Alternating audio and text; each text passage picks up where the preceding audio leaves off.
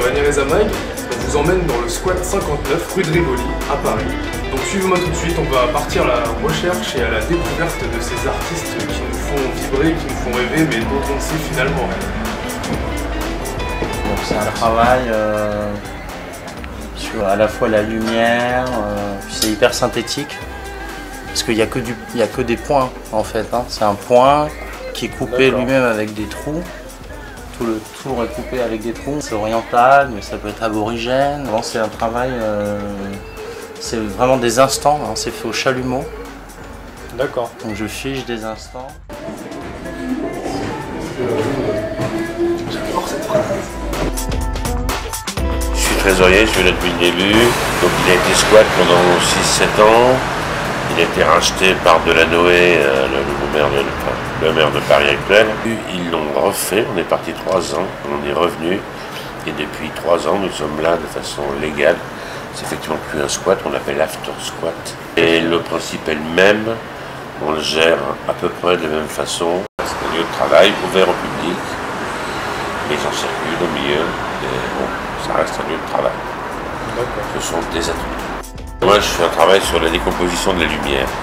D'accord. Et puis l'amélioration des couleurs. Voilà. On vient juste de partir du 3e étage et on continue, il y en a 6. On a été obligé de faire ça au départ dans l'illégalité, avant que la mayonnaise prenne, que ça devienne très populaire. Il y a un côté très philosophique et militant ici. C'est un lieu de contre-culture. C'est le seul centre d'art qui s'offre à l'approbation générale aujourd'hui. C'est-à-dire que les gens peuvent très bien arriver dans une pièce, ne pas aimer, hop, ils passent à côté. Ça, c'est le premier processus, une sculpture murale autonome, indépendante, en exemplaire unique. Avec cette construction justement qui sont des caractères d'imprimerie entièrement remaniés, et l'utilisation et l'aubaine et l'obligation d'utiliser le miroir, puisque comme ce sont des caractères d'imprimerie qui servaient à l'imprimerie avant, c'est à l'envers. Oui. Donc on doit les mettre devant le miroir pour les lire à l'endroit.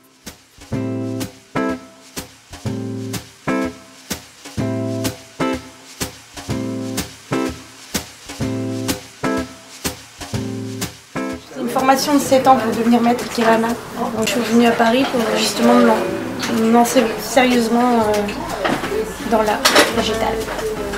C'est un peu de tout, c'est pas que des compositions Ikebana, on travaille sur des luminaires aussi végétales. Et j'ai toujours fait des ateliers de recyclage artistique pour les enfants. Quand je suis rentrée en France aussi, j'ai fait du recyclage artistique avec les enfants. Et puis le dernier pays que j'ai traversé, où j'ai habité, c'était le Laos. Et je me suis rendu compte que même dans la campagne lointaine, au milieu de la forêt, il y a toujours du plastique, il y a toujours des emballages qui traînent, il y a beaucoup de bouchons. Puis je me suis dit, tiens, je vais regarder ça autrement. Je fais des fleurs immortelles, sans arrosage, et qui vont traverser les siècles. Le 6e étage est l'étage le plus lumineux de l'After Squat, c'est plus un squat, du 59 rue de Rivoli, et c'est ici que se termine notre balade. J'espère qu'elle vous a plu, et moi je vous dis à très vite pour d'autres reportages sur Agnès-Reza-Mag.